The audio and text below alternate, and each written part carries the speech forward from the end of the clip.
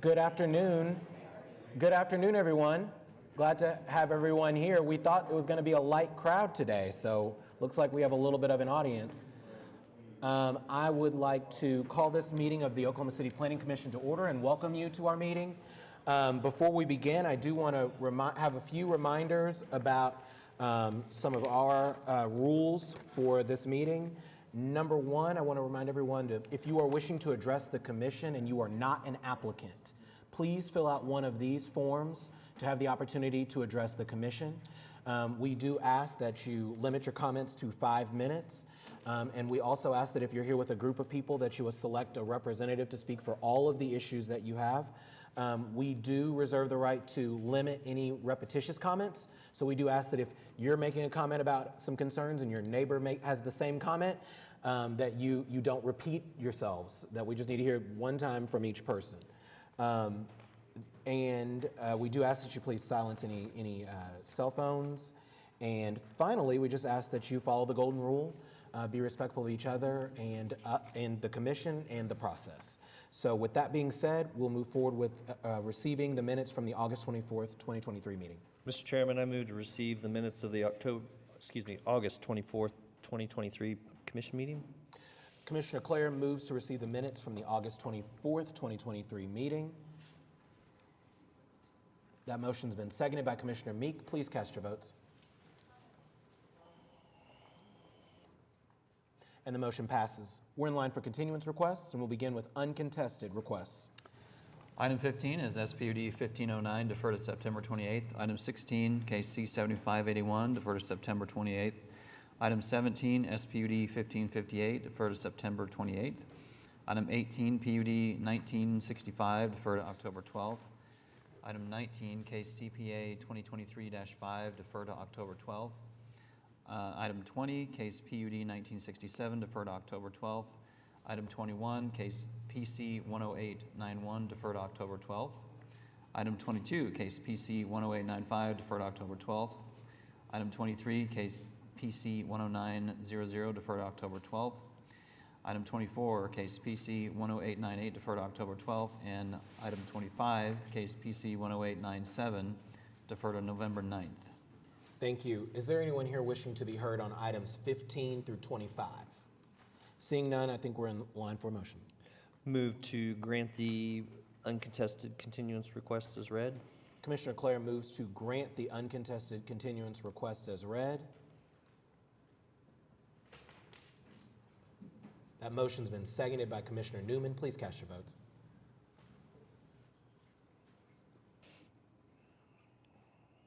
And the motion passes.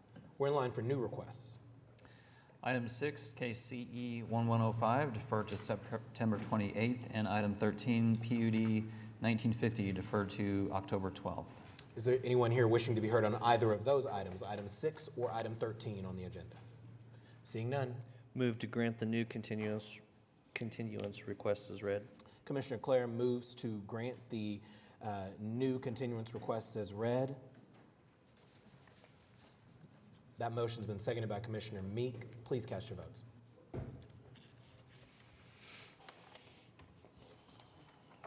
And the motion passes. We're in line for the consent docket. Item 1 is case C7582, final plat of Huntington Ridge, Phase 2, located north of Northwest 122nd Street and east of North Morgan Road.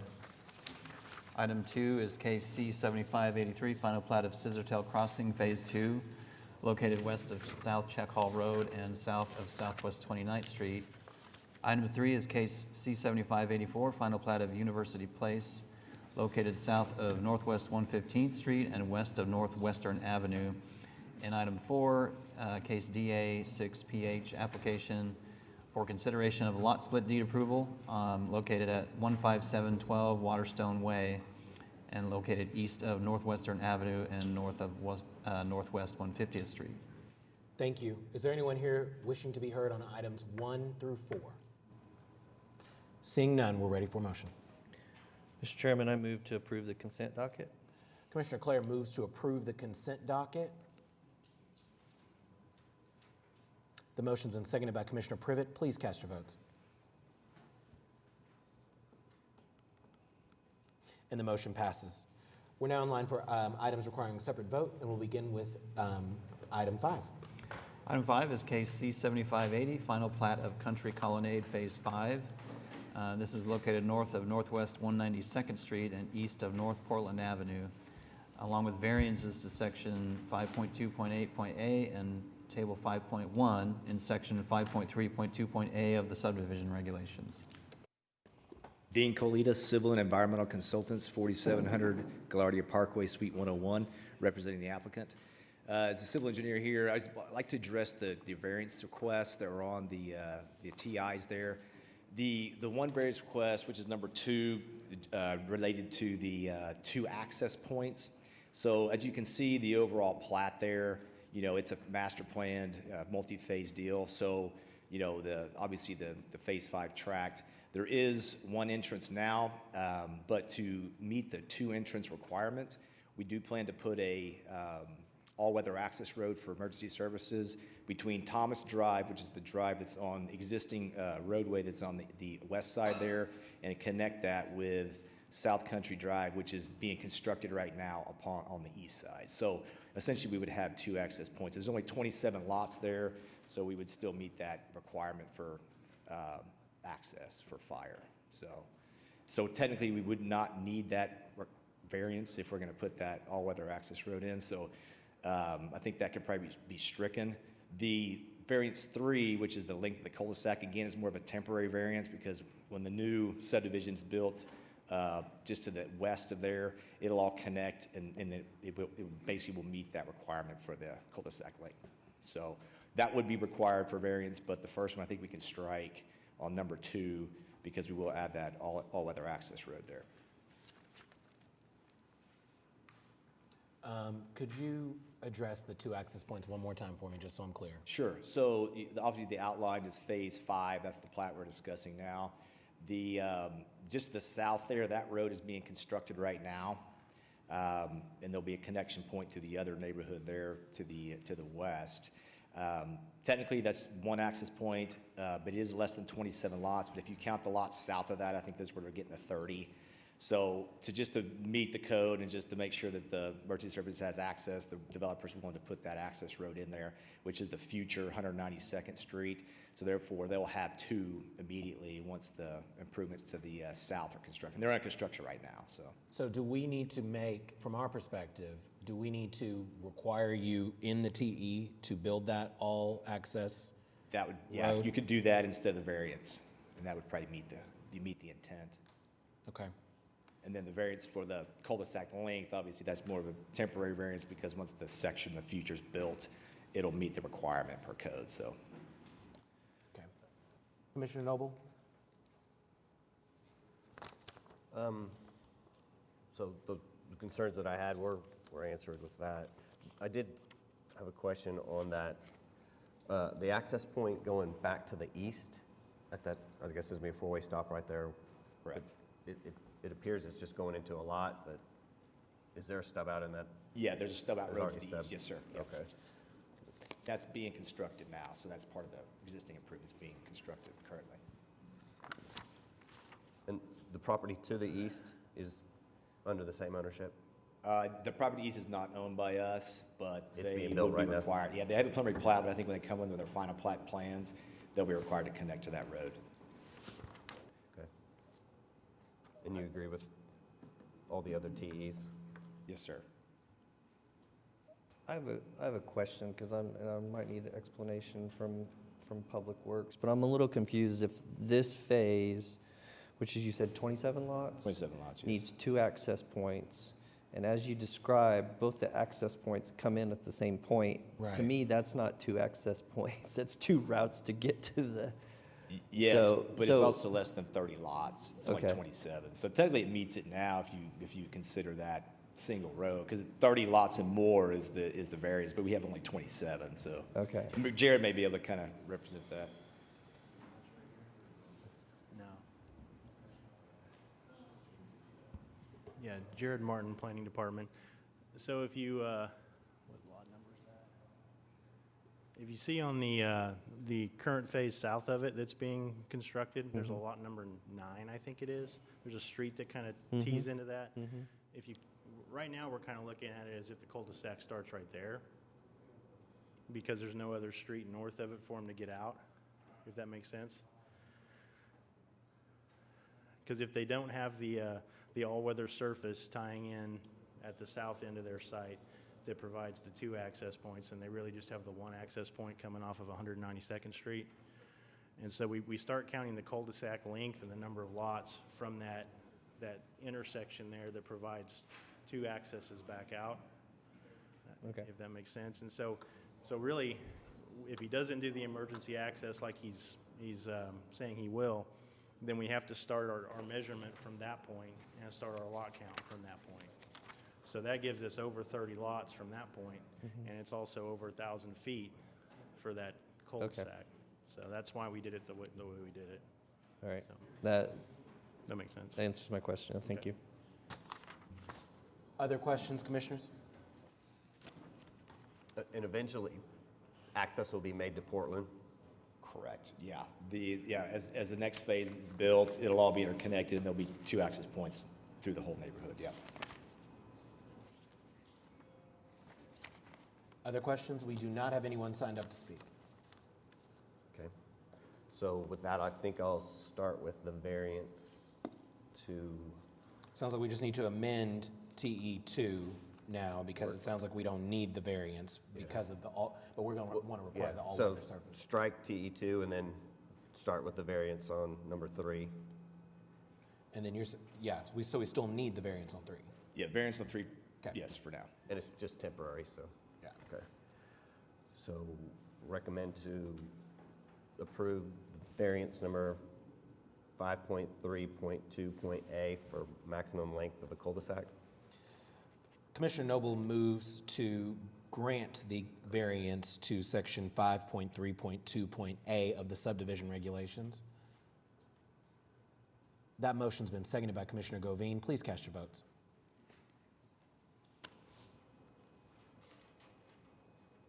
And the motion passes. Okay, and then I'd like to move to approve C7580 with TE number 1, number 3, number 4, and add number 5 would be to create a all-weather temporary emergency access road. Is that enough details for us? I don't know what that's. Between Thomas Drive and South Country Drive. Between Thomas Drive and South Country Drive. Okay. So Commissioner Noble has moved to approve of C7580 with the deletion of TE2 and the addition of TE5 requiring the all-weather surface between Thomas and, I'm going to forget the street, South Country Drive. South Country Drive. That motion's been seconded by Commissioner Meek. Please cast your votes.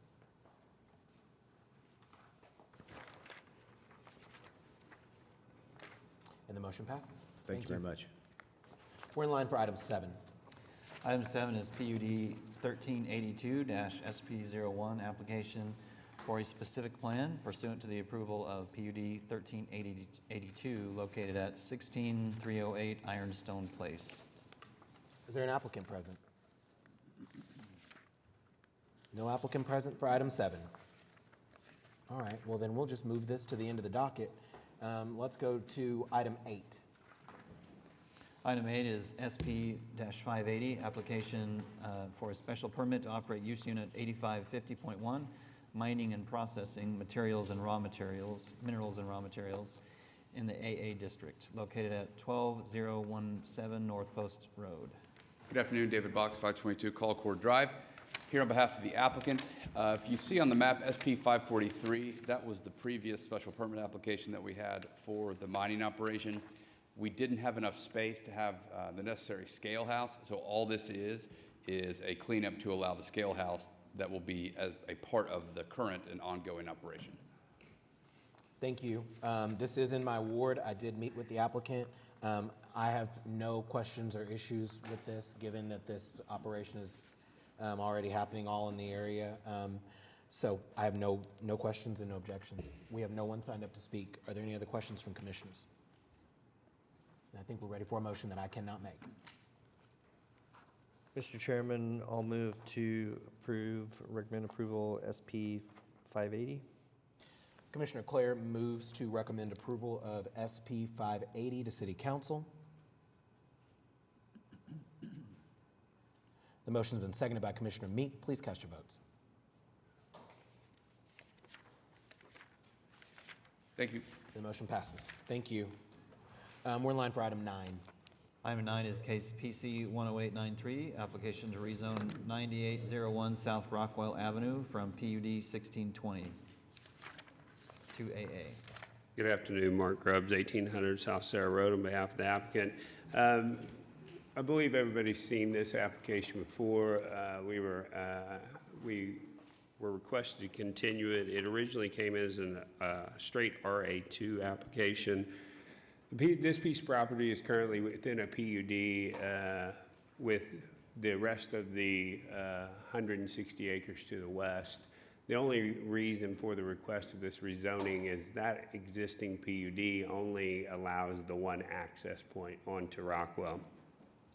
There was some concern about the number of houses that could be built under RA2 within this piece of property. And so in looking at it, I came back and changed the request to AA. So that would make our minimum lot size 5 acres. And based on this property, there's a substantial amount of floodplain that also affects this property. The only desire is to build 1 or 2 houses on this entire 18 acres. And so the AA would allow for that. Just there's a small portion at the north end of the property that is out of that floodplain and would allow for 1 or 2 houses to be built there. So I've changed it to AA. Staff recommends approval. I'd be happy to answer any questions. We would ask for your approval. Thank you. This is in Ward 3. Commissioner Meek. I've spoke with the applicant, and we've seen this before, and I think the changes made fit well. So if anybody else has anything they'd like Any to other add. questions, commissioners? We have no one signed up to speak. Okay. Mr. Chairman, I'd like to move to recommend PC 10893 to City Council for approval. Commissioner Meek moves to recommend approval of PC 10893 to City Council. That motion's been seconded by Commissioner Privet. Please cast your votes. And the motion passes. We're in line for item 10. Item 10 is SP 579, application for a special permit to operate use unit 8300 automotive and equipment, automobile dealerships and malls in the C3 district located at 1215 West Britton Road. David Box, 522 Colcord Drive. This is an application that was deferred from your last meeting. There were a handful of concerns that were expressed. We were hired after that. So at the start, I'll say we agree with all the TEs. A couple of the items that were of concern were expressed in those TEs. What you see before you is the revised site plan. So you can see that we've removed the existing stockade fence, which is in the alley. The alley, although if you look at the balance of that block, people haven't respected it. It technically is still open, has not been closed or vacated. So we're going to remove the stockade fence, put a new stockade fence on the property line. We will have then a 5-foot landscape buffer, which will comply with code. We will remove one of those curb cuts to leave only one and then curb the rest of that. And we have added language in the program description that we've directed all light away from R1. I think that covers the concerns. We went back and watched the video. So I think that's done it. We have revised the program description and again, submitted this revised site plan to address that as well. Be happy to answer any questions. Thank you. This is in my ward. I did visit with the applicant. I was not here when it was considered the first time, but from the revised site plan looked really good to me with all the issues that I had. You know how disruptive these auto places can be towards residential and other uses. So glad to see the elimination of one of the curb cuts, and so I'm pleased with the site plan as is, but I wasn't here for the original discussion, so would love to hear if there's anything else we should be addressing that we didn't when it was heard the first time, or if there's any other questions. It looks like they picked up everything that we noted, and appreciate the parking striping being added, so it's all clear what's. I concur. Great. We have no one signed up to speak, so I guess we're just ready for a motion. Mr. Chairman, I'll move to recommend approval item SP 579. Commissioner Claire moves to recommend approval of SP 579 to City Council. That motion's been seconded by Commissioner Meek. Please cast your votes. Ms. Welch is frantically waving her hands Oh, sorry. to make sure that they're subject to the TEs. I thought they were. Subject to the TEs. But yes, we agree the TEs. Yes.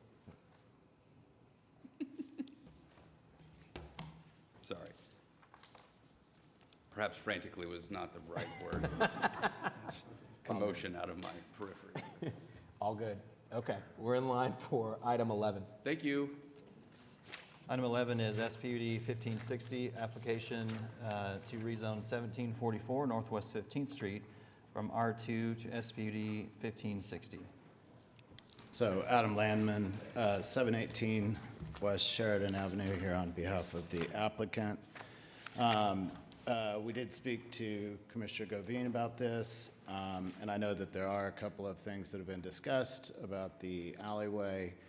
Essentially, we're combining two residential R2 properties into a more mixed-use development, R4. We submitted two Exhibit B site plans, which actually we have updated those, and you don't have the most recent version of those. So I printed some copies if you don't mind passing them around.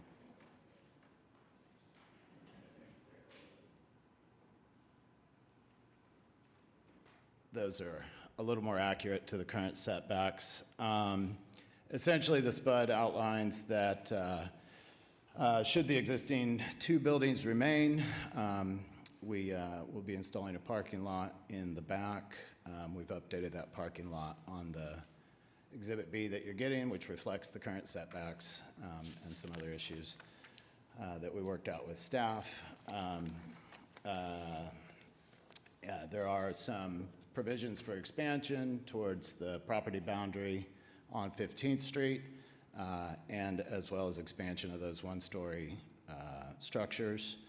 And then should those structures be demolished and or destroyed, the second Exhibit B kicks in which we follow the provisions of the master design statement that you have.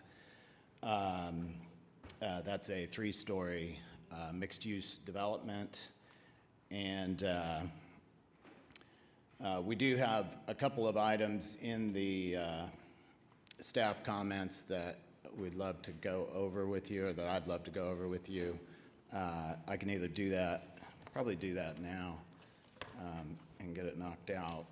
I'm sorry, just to make sure that I'm following it. Yeah, please. And I got distracted by looking at the new exhibits. So which one's the one that you're wanting to move forward with? Which of these two plans? Because one's a single building, one's Yeah, let me go through that again real Okay. quick. So currently, the two properties have, each have a single-family residential existing structure on them. And so, under the provisions of SPUD, we'd like to be able to keep those and convert them to commercial use. And so in that case, should we keep them, they'll be deemed in compliance with the SPUD. In that, we've also asked that we are able to expand some porch area to the property line along Northwest 15th, some patio space, and also expand those structures just slightly to the setbacks of those sites. Should those be destroyed and or demolished, Then it's the other. Then we jump to the Okay. second one. Yep, exactly. So, and that is a three-story mixed-use development, commercial, residential. And are there any other questions about the basics?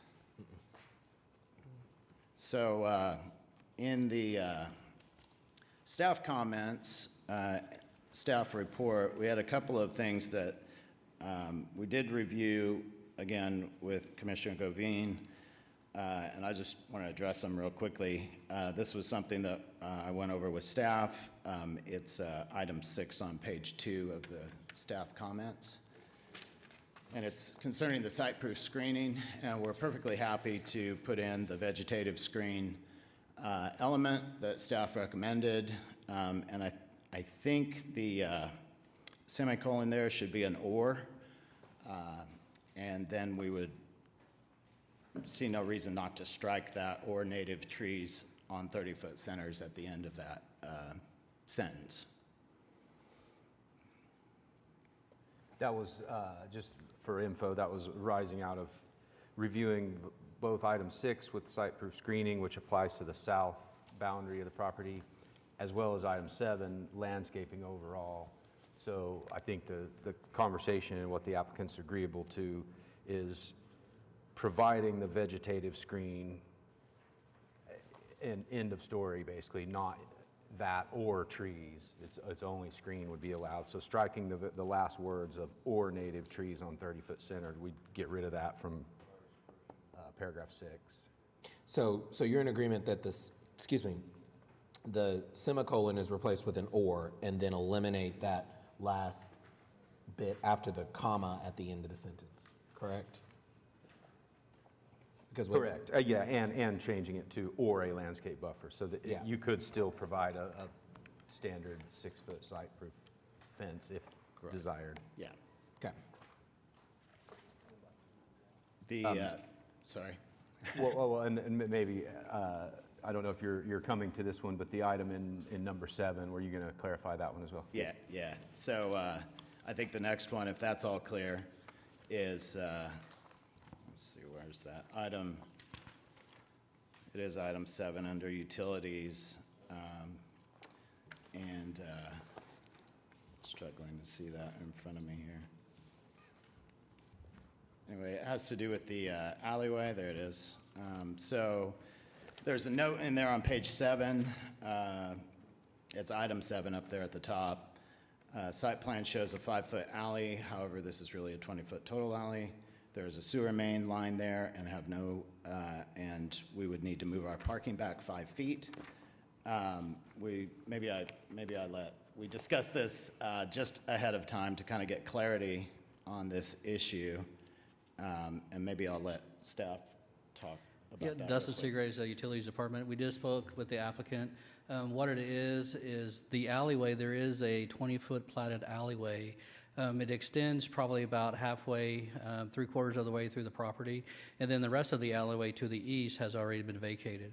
So we do have a sewer main on there, and so their site plan was unclear of where the actual alley was.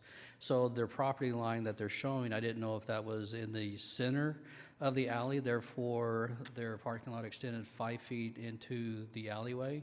And so we spoke, and we are in agreement that instead of continuing this, that if we could add a TE or some effect, that they would submit an updated site plan showing the location of the alleyway, showing the location of the sewer, and ensuring that the parking lot is 5 feet away from the sewer main before it goes to city council, that I would be acceptable to that.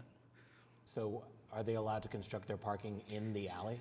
They would have to apply for a revocable permit through that process, and Public Works and myself would be able to review that and approve that if they meet all the requirements. For our requirements for flat concrete work or for a parking lot is to maintain at least a 5-foot buffer from our sewer main, so so it gives us a little bit more room that we wouldn't have to replace it or destroy it when we go in and fix the main.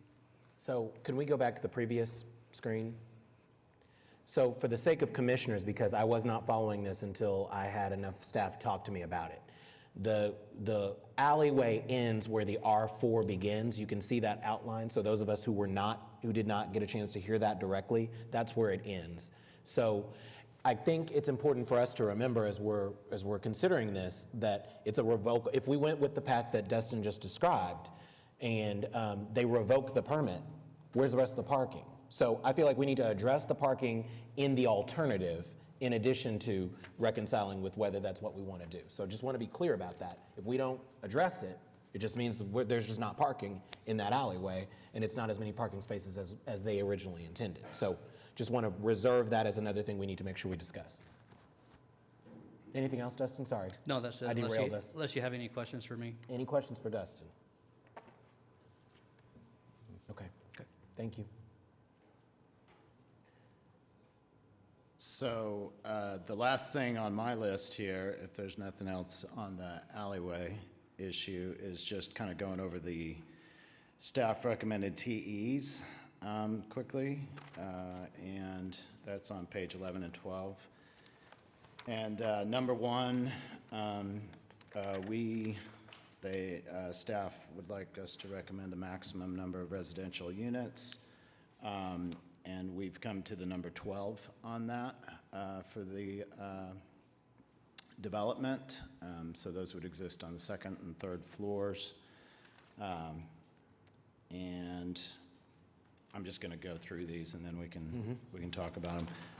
On the second one, it says commercial uses will only be allowed on the first ground floor as part of a mixed-use building.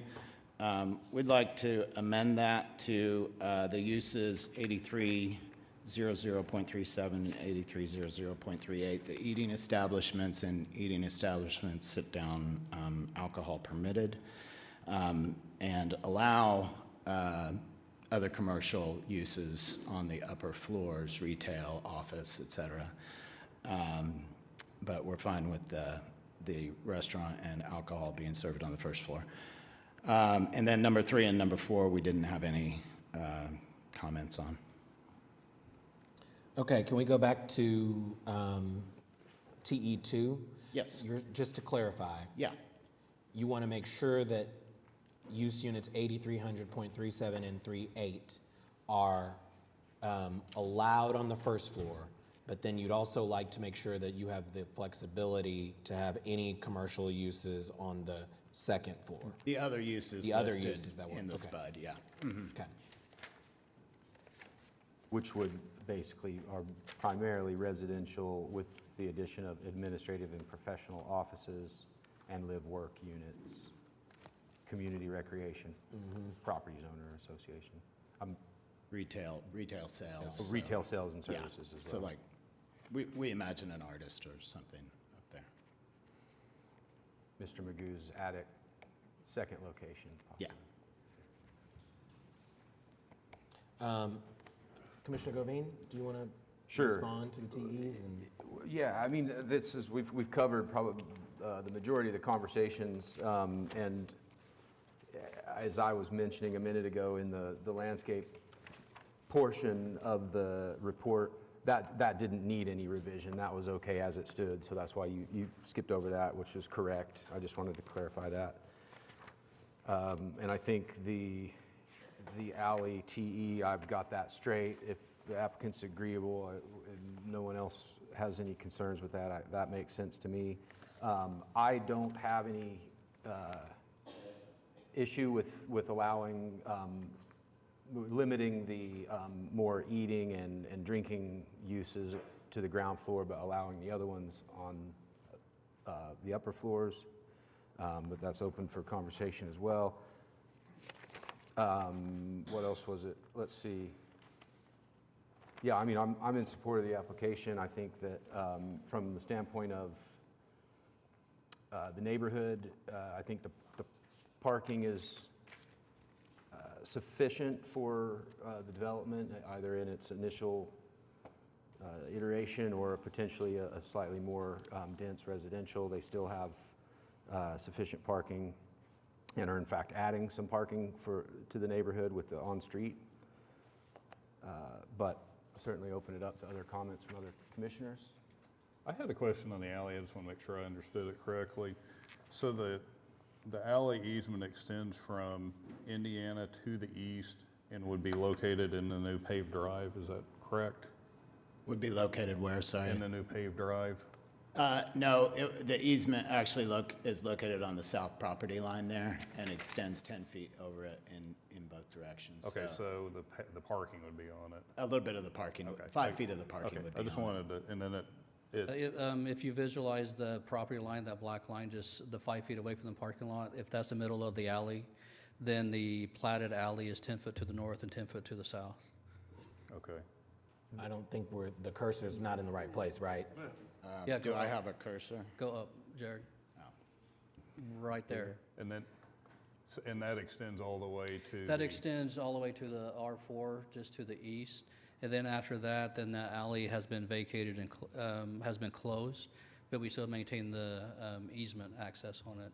And to address Commissioner Kamel's Pennington comment about the revocable permit, another option or opportunity is that they could go through the closure process, but not the vacation process, and close it public to private, and then at that time, it would eliminate the revocable permit, I do believe. And then my understanding, maybe you can comment, is by adding the TE, which as I understood it was, I'll say it, prior to city council hearing the case, applicant to show location of alley easement and locate sewer line in a revised exhibit. And by locating that sewer line, then you will have the information you need to make sure that they're 5 feet That is off of correct. it. And I think the concern of Commissioner Pennington is with the revocable permit, because since it is a public right-of-way, you cannot have private property on the public right-of-way unless you do go through revocable.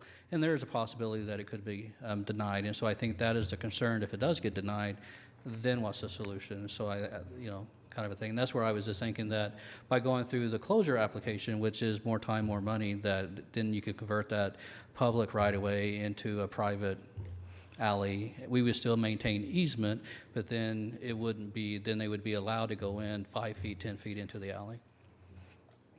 If I'm, Well, I think you'd have to do the vacation in order for him to actually make Build it there, okay. private. I mean, Yeah. it'd still be an open alley, right, public, okay.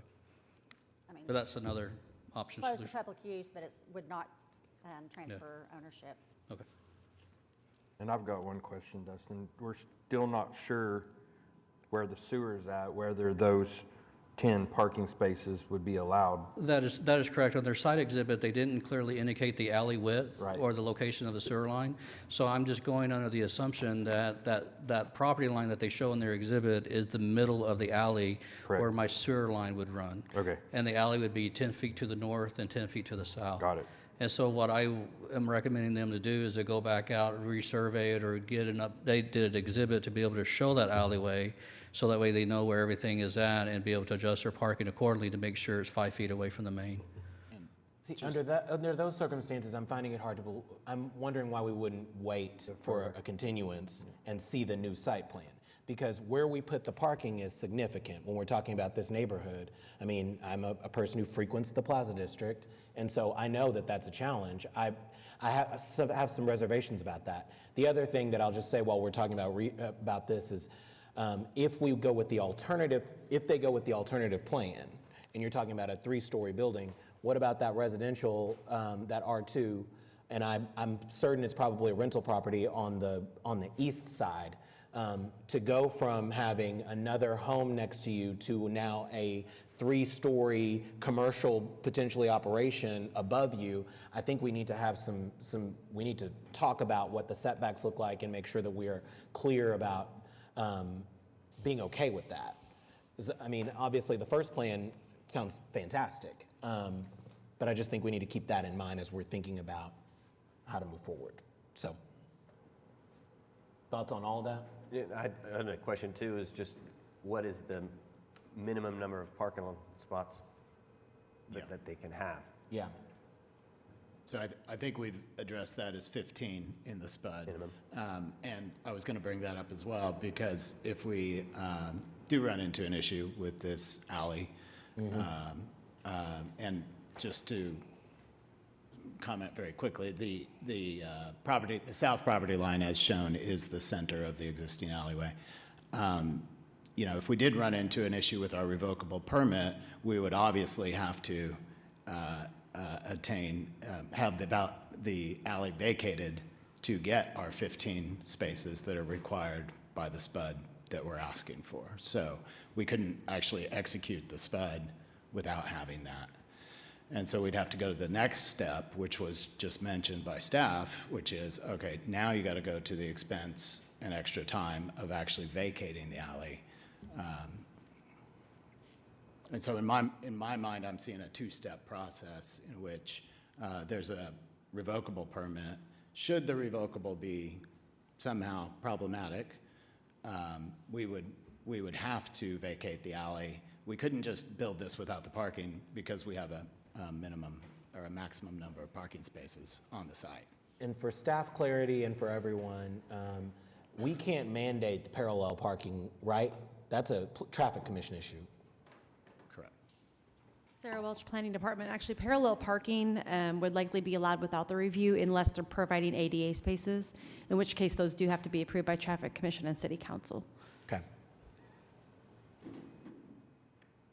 I think that makes sense on the site plan issue with the revocable permit. Other concerns or thoughts about the height issue that I brought up before? And I recognize that, you know, the Plaza District is growing, and that's a great thing. This is a neighborhood in transition. I think this is a block in transition to different, more intense uses, and I recognize that. I just think it's important that we respect our neighbors as we're moving this progress forward.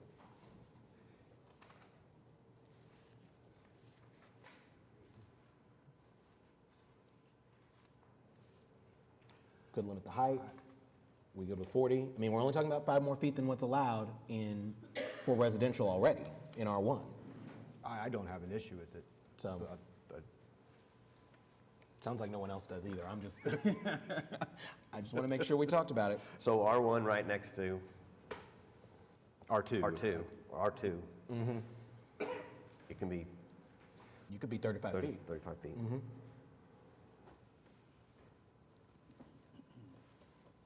So why don't we go ahead and review what the revised TEs will be? And then if there are any remaining questions, we can go from there. Do we want to start with your additions, Commissioner Govine? So, well, we agreed to remove the semicolon in paragraph 6 under summary of SPUD application, insert the word "or," and strike the last words of the last sentence of "or native trees on 30-foot centers." TE number 1 would read maximum number of residential dwelling units to be 12. Can I pause you on that? Sure. I guess do we need to clarify that that's in the event that it's redeveloped, right? I mean, we've got, with the existing homes, it's not, I don't even know if it's possible to have 12 I think that's a good point. Yeah. Would that be agreeable? In Yeah, the that's event of fine. redevelopment, the maximum number of residential Yes. dwelling units to be 12. TE2, uses 8300.37 and 8300.38 will only be allowed on the first or ground floor as part of a mixed-use building. TE3 remains as written, and TE4 remains as written. We add TE number 5, which reads, applicant to show location of platted alley and location of sewer line in a revised exhibit prior to City Council. And that's all I have. I believe there was additional language that was needed in TE2 regarding commercial uses on Commercial the on second and floor. third. Yeah.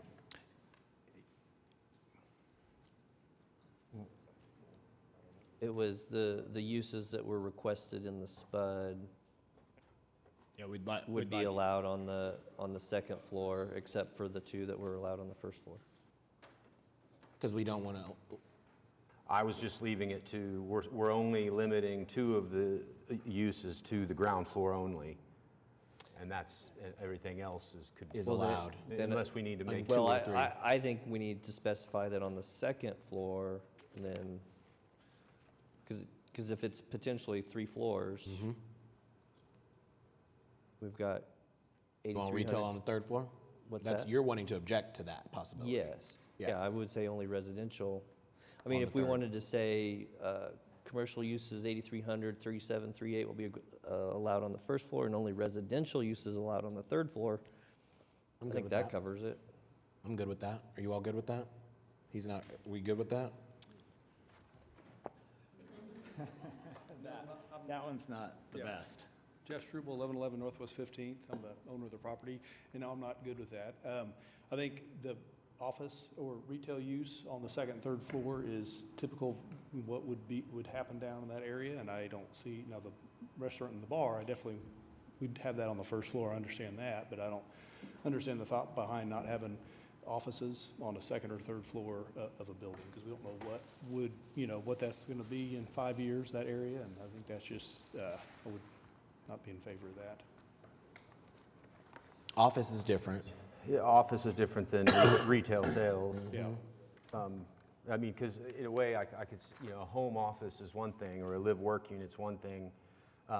Retail sales and services is going to get you into elevators. And I'd be fine other with things. no retail sales. I mean, but just also live work, I'm thinking more live work, or like Adam said too, also an artist that might be selling artwork, during a live or something, where people could come up to their studio on the second or third floor and purchase art and not be, doing stuff under the table or whatever, is what our thought was with that.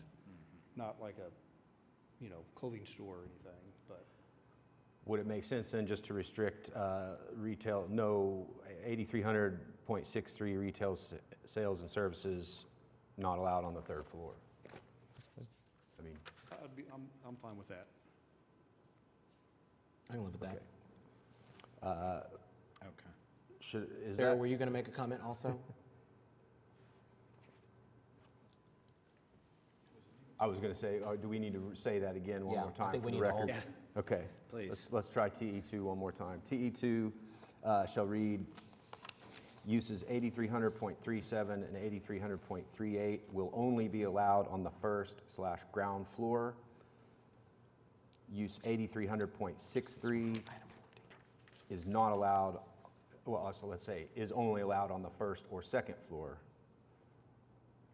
as part of a mixed-use building. Okay. Yeah. Yep. Any other changes that should be in the TEs? That's all I had. Do we feel like we've got sufficient documentation of those changes to the TEs, or do we need to go through them one more time? I think we're good. Okay. Well, in that case, I will move to recommend approval of SPUD 1560. Commissioner Claire, I'm naming random people because you always make motions. Commissioner Govine recommends, we recommend approval of SPUD 1560 to City Council, subject to the revised technical evaluations as read into the record.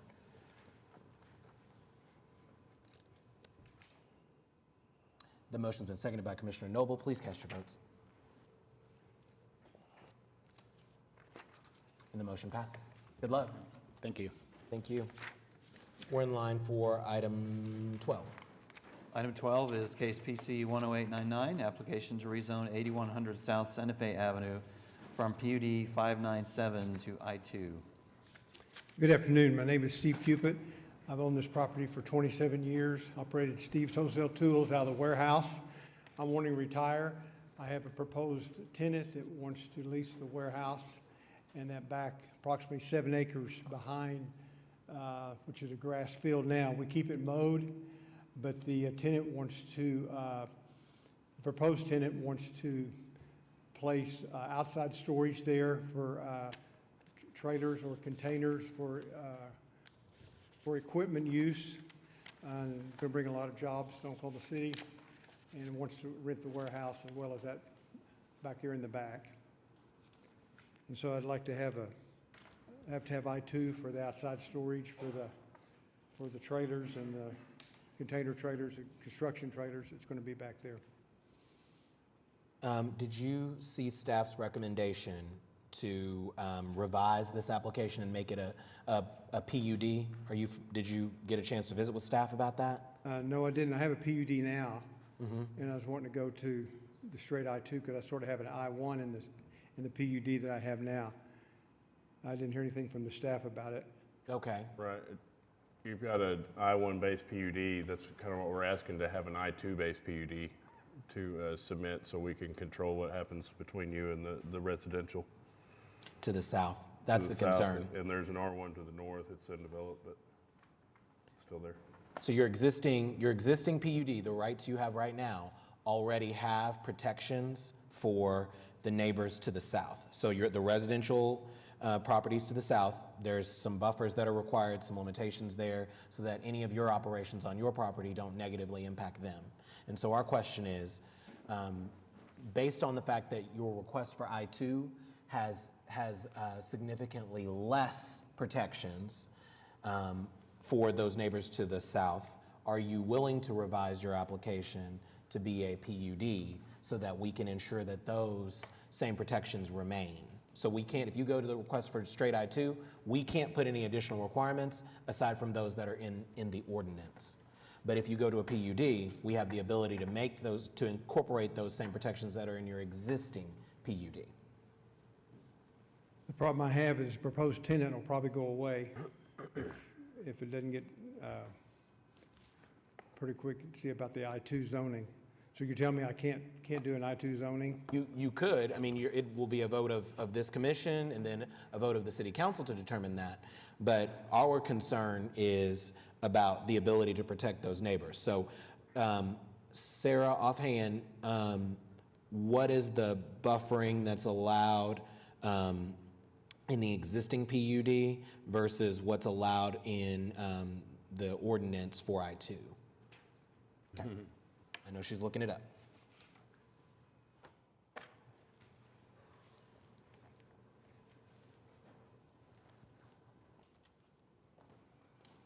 I don't know if commissioners want to weigh in on any concerns with I-2. I think the outdoor storage use in general is what worries us next to residential, at least from my perspective. It looks like it's what's being used now. So. And even though that's what's happening now? Yeah. It does, but I mean, I'm reading in the report of, the PUD 597 added provisions for a 50-foot green belt along the south property line, 10-foot green belt abutting all other R1 zoning, trees planted on 40-foot centers along Santa Fe, no truck maneuvering within the south 100 feet of the site, and other architectural controls for buildings within the west 300 feet.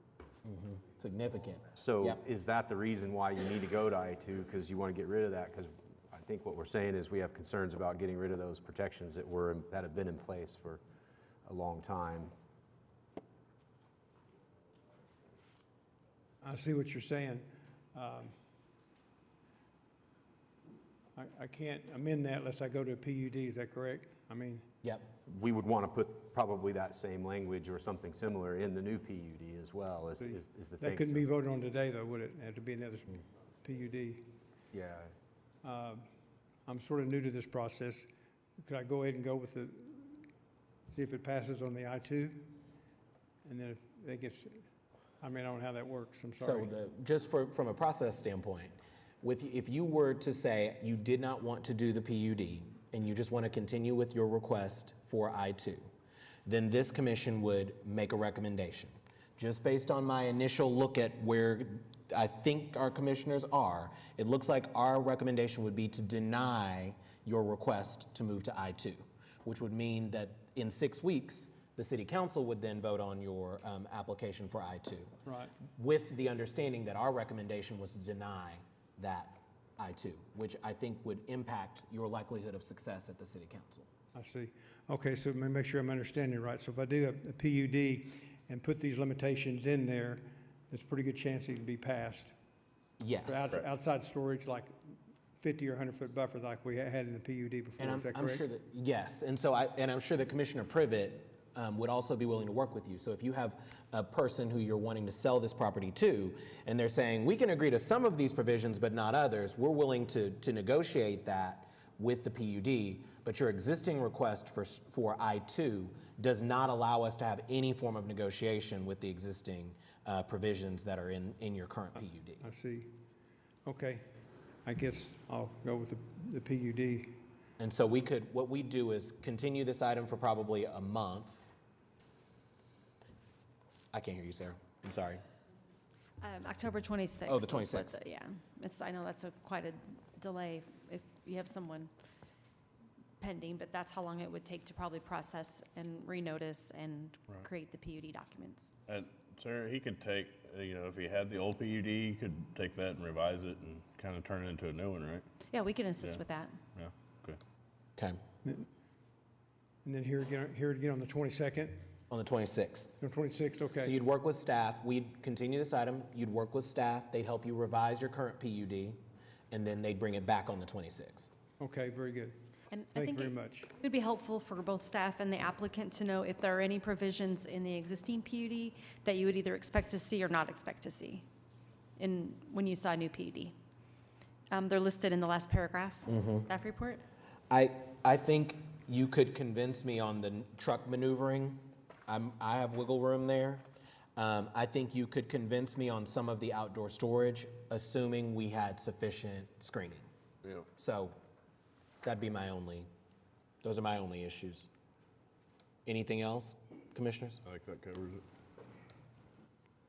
Okay, thank you for your time consideration. Appreciate it. Thank you. So we still need to actually vote on Yeah, this. I'll So move to continue to October 26th. Commissioner Privet moves to continue this item until the October 26th Planning Commission meeting. That motion's been seconded by Commissioner Meek. Please cast your votes.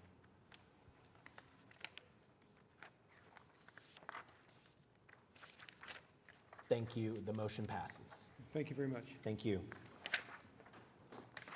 We're now in line for item 14. Item 14 is case PUD 1966, application to rezone 6602 South Anderson Road from AA and AE2. Is there an applicant present?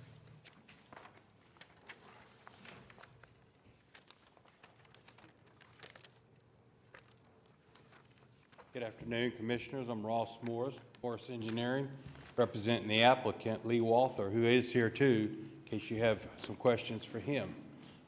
He's looking at a 10-acre site out off South Anderson Road. He's got a small piece up at the front, which, as you can see by the picture, we're proposing a C1 with an I-2 in the back for some RV storage sites. Would you like to comment on the TE number 1 from staff? We're okay with that. Okay. That's the only TE I think that we had. Yeah. Okay. This is My ward. Yeah. Commissioner Privet. Yeah, I like this a little bit better than the last one we had in this area, but I'm not super thrilled about it. Let's see. But the ideal is for the RV storage. That's his main ideal there. So we had to be in the I-2 to get to that. Right. I'll just ask this. Have you had meetings? Oh, sorry. No, you're okay. Go ahead. Have you had meetings with neighbors about this? We Obviously, have you have not, a neighborhood to the north. And I think some of them actually showed, we weren't even aware that there was any, had any questions or anything, so. Well, I won't vote today. For me, I'm going to vote no Right. without a discussion with the neighbors about what their concerns are, so we have the opportunity to address them. So I'm opposed I mean, until I'm that not sure they're happens. protesting either. They may just be I doubt that. curious about what's We happening. can certainly hear, if you're here to protest, see it. maybe a raise of hands, or if you're in strong support. If you're here to protest, raise up hands. Gotcha. Okay, they have questions, which should Yeah, they also don't- be handled in a community They're just meeting. here to hear the discussion and not necessarily protest, so. Well, they'd like to be a part of the That's fine, discussion, we'll- so they don't I need to would- protest or feel like they need to protest. As the one before it, they got kind of a sour taste in their mouth, I'm sure, when they tried to railroad that one through, or ram that one through. So, yeah, definitely continuance would be warranted. On this. the north is Jefferson Estates, and it's a acreage addition. There's no sewer out there. So that kind of limits what anybody could do there. There's the Rock Church is across the street to the west. And then south and east is basically the highway, I-240 there. So a client felt like this would be an ideal site for this. So that's why we've come forward with it.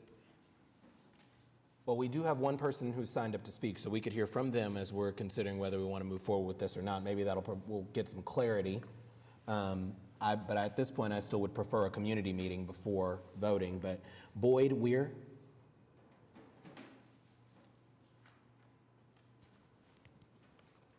Good afternoon. I just got questions about.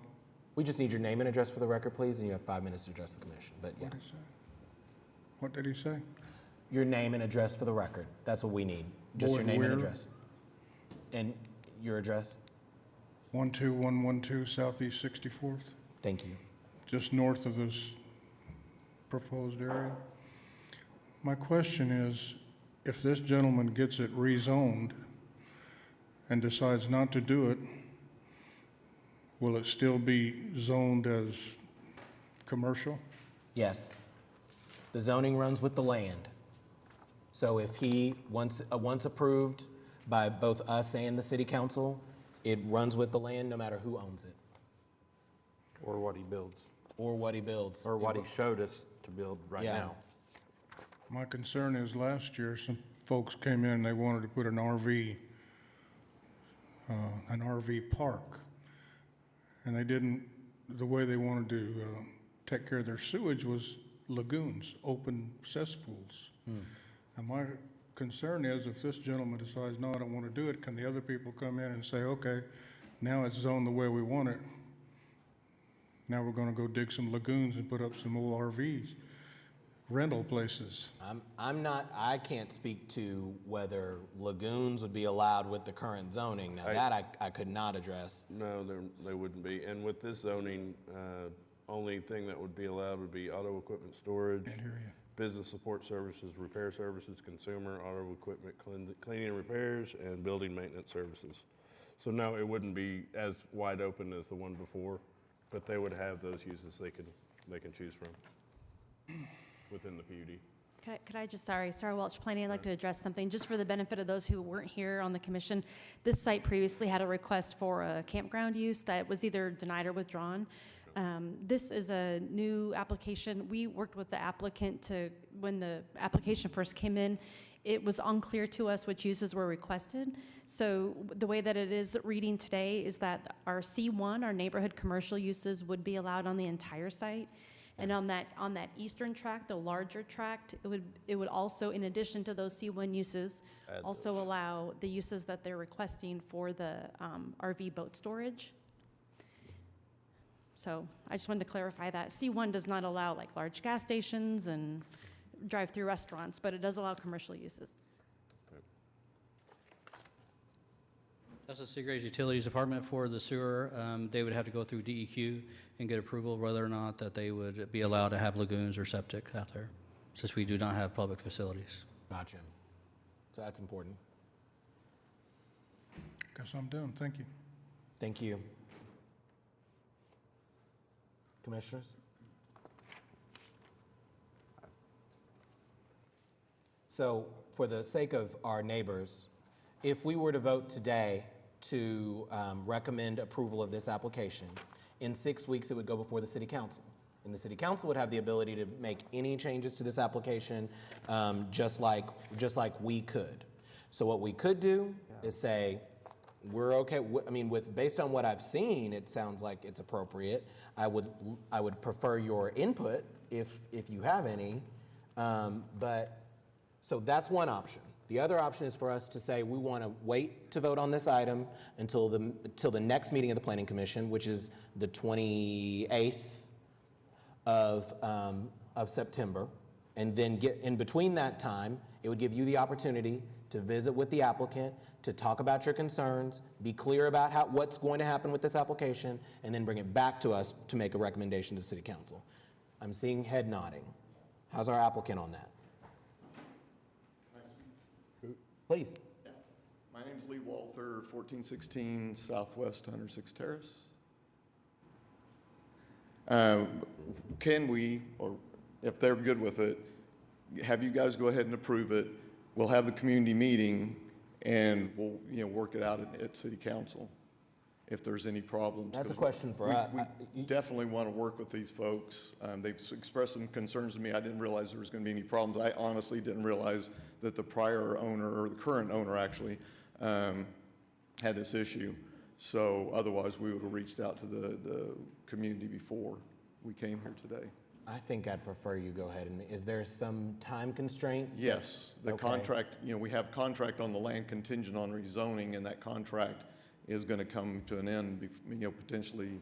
We're on a time crunch and a little bit of a time crunch, so that's why I'd rather, if it depends on if you guys are good with it or not, obviously. Commissioners? I'm not I good see about some it without- indication of someone possibly wanting to speak, someone else. We should go, in this circumstance, even though you did not sign up, come on.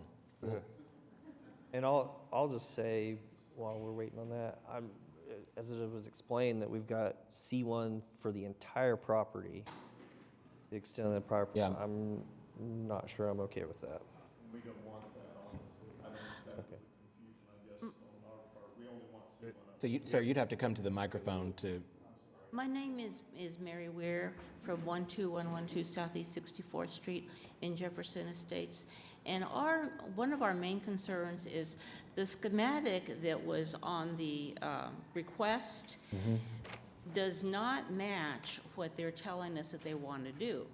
The schematic shows 2 buildings in the front and some buildings behind, but it looks like there's 4 things in each of the little rectangles that are the storage. However, we were told today that there's going to be 300 RV storage things, which is fine, but some of them might be open, some of them might not be open, and they don't know what percentage, but the ones that might be open are supposed to be on the south side. So we don't have a clear-cut schematic. This is what we're going to do. And we need to know what is going to be done before we approve something that we don't know what they're doing. and that is understandable. I think just for clarity about the process, when we're talking about a rezoning application like we have right now, what we're trying to decide is what we're going to allow. So as far as our process is concerned, it's not quite the same as knowing this is concretely what is going to be required to occur here. Instead, our vote is about what this applicant would have the right to do. And so I guess I just want to temper some of your expectation that, we're really discussing what they have the right to do. And we can put some limitations around what they have the right to do to protect the concerns that you have. So if you have some specific concerns about making sure that you can't see the RVs from your backyard, for example, or concerns about lighting or noise or other things like that, we have the ability to address that up front. Yes, sir. But not necessarily to require the applicant to tell us exactly how you're going to use the property down to the last detail. We're trying to decide what rights he would generally have. Okay. Thank you so much. Thank you. Just this conversation makes me feel like we should continue the item. So I don't know if there's other thoughts. I agree. We can either do that or either one. Yeah. I can leave Which it I don't up to know the how applicant. that would impact your passage at City Council, how you'd feel about that. If it's so urgent that you need a recommendation, we could give you a recommendation of, it sounds like there's consensus to give you a recommendation of denial, or we continue the item to allow you to visit with the neighbors, we make revisions. 2 weeks. How about 2 weeks? Okay. Yeah, we can do that. September 28th? Yep. All right. I'll continue this case, PUD 1966 to September 28th. Commissioner? Make sure you have the meeting. Yep, please have the Yeah, meeting. if the neighbors there could meet me in the hallway, we'll get your names and numbers, and we can sort this out. Right. Excellent. And we're happy to help. I'm sure Commissioner Privett's happy to help too with organizing as well, so. All right. And we haven't voted yet, but the motion from Commissioner Privet is to continue this item until the September 28th meeting.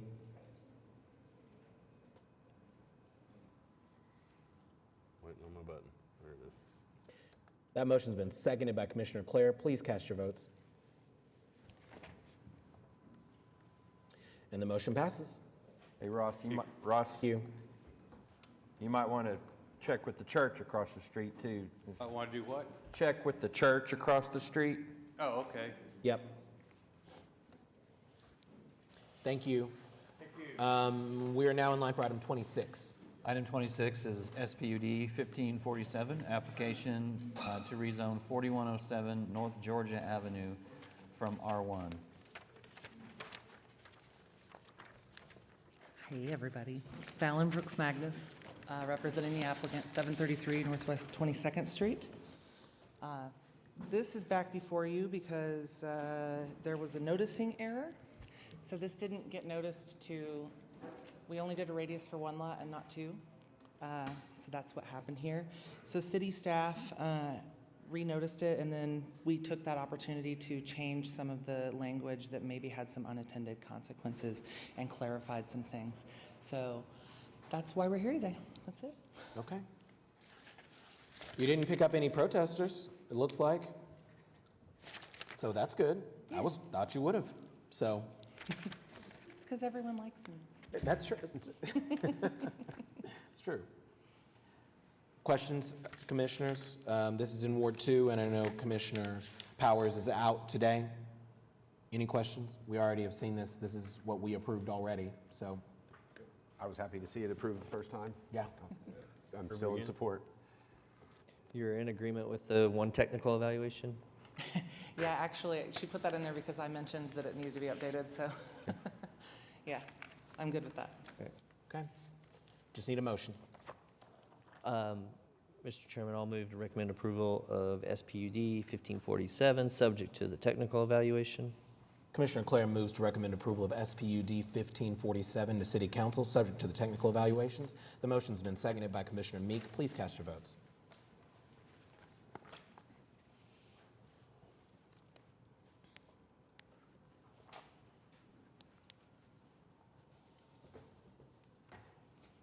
And the motion passes. Thank you. I believe we skipped item 7. So I don't know if there's an applicant present for item 7. Sarah Welch, Planning Department. The applicant, we contacted the applicant since earlier this meeting. They were somehow under the understanding that the item had already been approved. They'd spoken to somebody at the city. They couldn't get here fast enough to get here by the end of the docket. So unless there are any concerns with the item, which was previously continued once, they're hoping that you might approve it. It's Ward 8. Commissioner Noble? I've read through everything. I actually was working with him and texted him during the meeting also, find out he was not there. He was under the impression that Curtis had told him that it was going to be approved, and so he thought he was approved. With that, I don't see a problem. They have met everything that they were supposed to meet. It's just according to the specific plan, so I'm good with approving it. Do we have any questions at all that would prevent anyone from feeling comfortable voting today? If so, then we could continue it, but it's up to you all. I mean, I would say if they've worked with Commissioner Noble and he's, been involved in the process and understands that everyone's on board, I said I'm comfortable with that. Okay. I'm good with it as well. Then I guess we're just ready for a motion. Okay. With that, I'd like to make a motion, recommend approval of PUD 1382 SP01. Commissioner Noble moves to recommend approval of the specific plan 01 for PUD 1382 to City Council.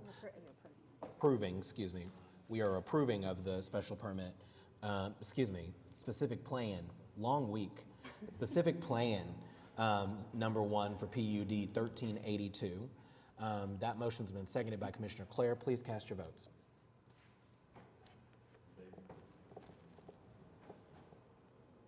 And the motion passes. That concludes items requiring separate vote.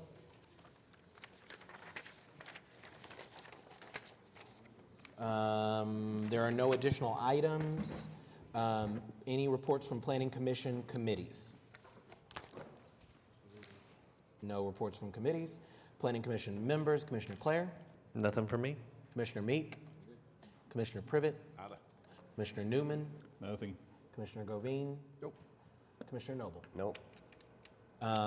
I will say that I appreciate, as always, staff's work on study sessions. I know it's not easy to put on, but I think we really get a great benefit from getting to hear about issues in a lot more detail. I will share that some commissioners I've had the opportunity to have lunch with and discuss some of the things happening with the commission. We talked a lot, we've had some good discussions so far about study sessions. I've still got a few more commissioners to visit with, but I think it'd be a good idea for us to just start sharing with staff now some of the issues that we'd love to see in future study sessions. I know I've already given Jeff some of those already, but just continuing to make sure that we're staying up to date on those issues. We benefited so much from the discussion about septic systems. And it was very moving. Every time we've met with people about this, every time we've met with other commissioners, we have talked about this. So I just want you all to know that it really does affect us when we have more knowledge from when we get the experience of getting to hear your expertise. So I hope that we can just create more of those opportunities. If there's a way for us to simplify this process so that we can hear even more things, I think that would be good for us. So that's all I have. Planning Department? Great segue. Speaking of study sessions and septic systems, so it just so happens that this is National Septic Week. So, How gross. Yeah, Benari's gonna kind of give us a little rundown. That looks like a citation. Who gets an award for? It is the mayor's proclamation. What? Yes. No, it's actually next week. Oh, next week, sorry. The National Septic Week.